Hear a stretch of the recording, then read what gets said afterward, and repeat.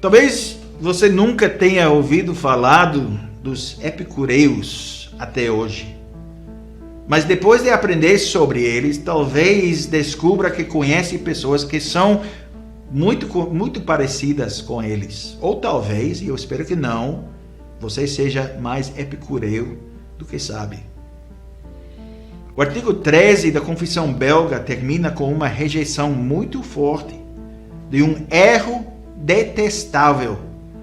O erro detestável dos epicureus, que afirmam que Deus não se importa com nada, mas tudo entrega ao acaso. Cremos que o bom Deus, depois de haver criado todas as coisas, não as abandonou, nem as entregou ao destino ou acaso, mas segundo a sua santa vontade, ele as rege e governa de tal modo que no mundo nada acontece sem a sua determinação. Deus, contudo, não é o autor nem é culpável dos pecados que se cometem, pois seu poder e bondade são tão grandes e incompreensíveis que ele ordena e faz a sua obra de modo mais excelente e justíssimo, ainda que os demônios e os ímpios ajam com injustiça. E quanto àquilo que ele faz que ultrapassa o entendimento humano, não queremos investigar curiosamente além da nossa capacidade de entender, mas adoramos com toda humildade e reverência os justos juízos de Deus que nos estão ocultos. Contentamos-nos em ser discípulos de Cristo, que devem aprender apenas o que ele nos ensina em sua palavra, sem transgredir esses limites.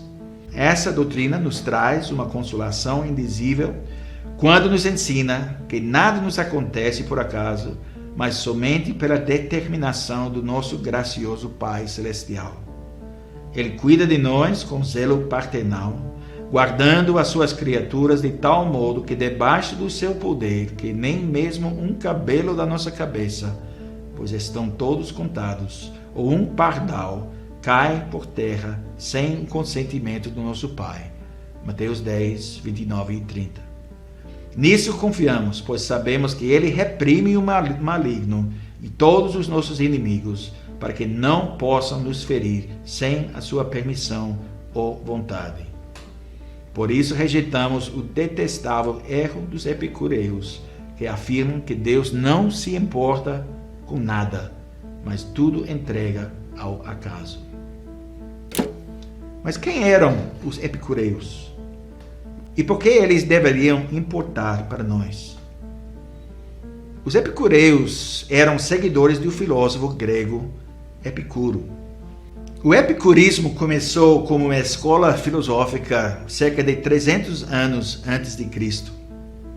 E não precisamos entrar em muitos detalhes sobre a filosofia de Epicuro, porque nesse momento estamos mais preocupados com o que ele disse sobre Deus, não sobre a filosofia dele em geral.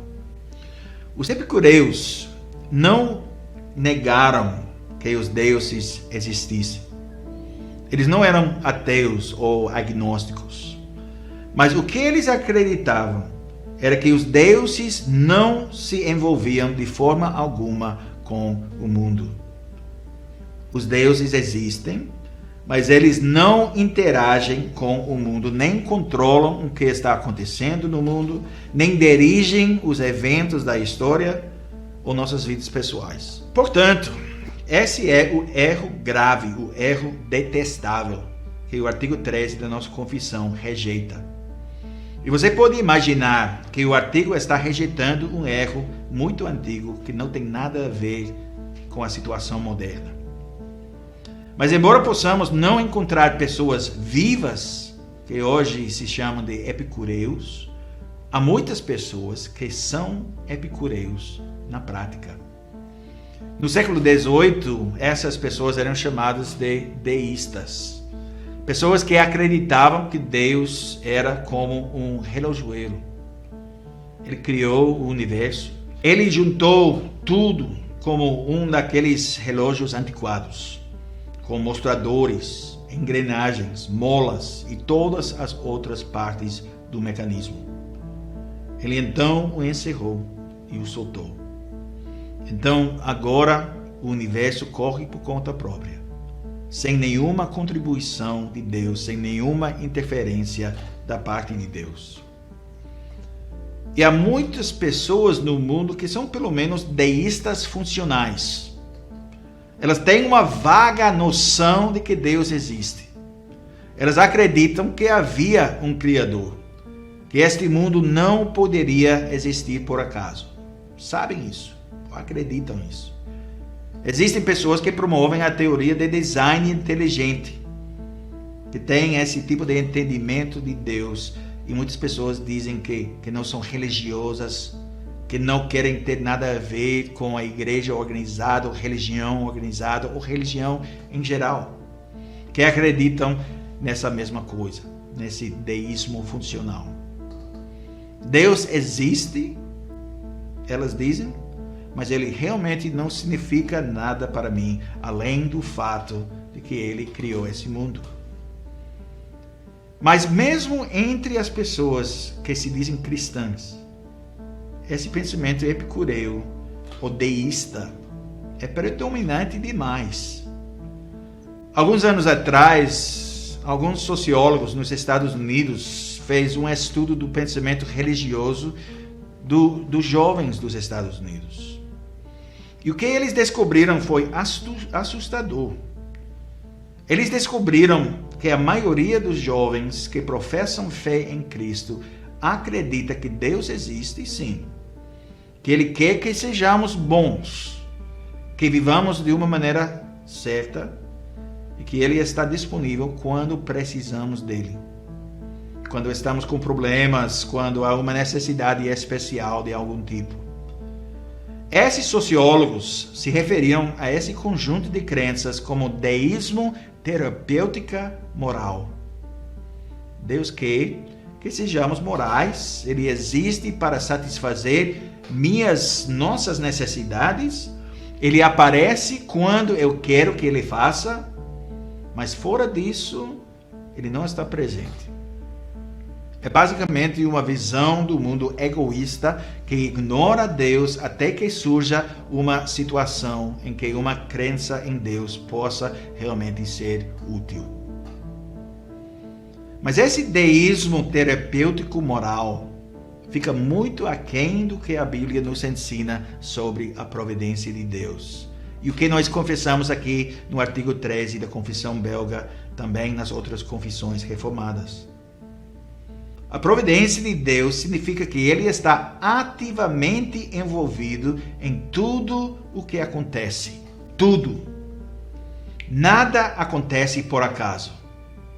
Tudo. O menor evento, a coisa menos significativa que acontece. Dessa coisa até os grandes desastres e eventos históricos. Pode pensar no vírus, pode pensar na pandemia. Todas essas coisas estão sob o controle de Deus. Nem um fio cai da sua cabeça sem que Deus saiba e sem que Deus tenha controle sobre ele. Toda folha de grama que se move ao vento está sob o controle de Deus.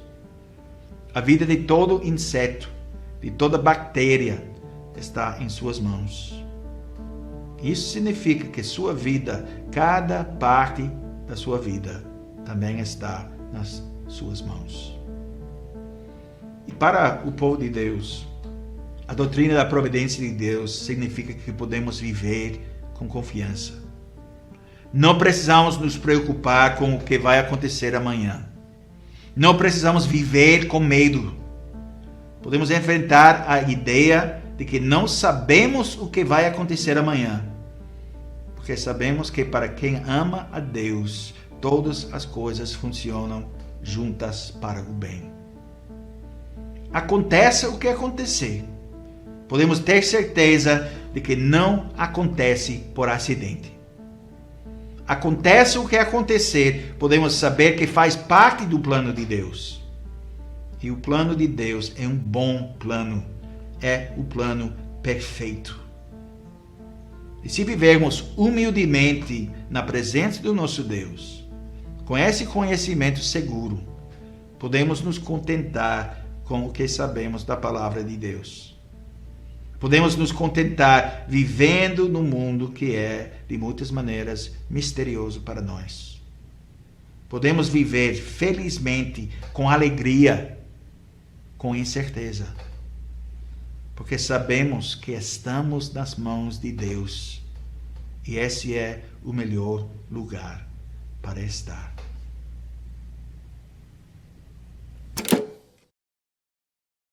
O epicurismo começou como uma escola filosófica há cerca de 300 anos. O epicurismo...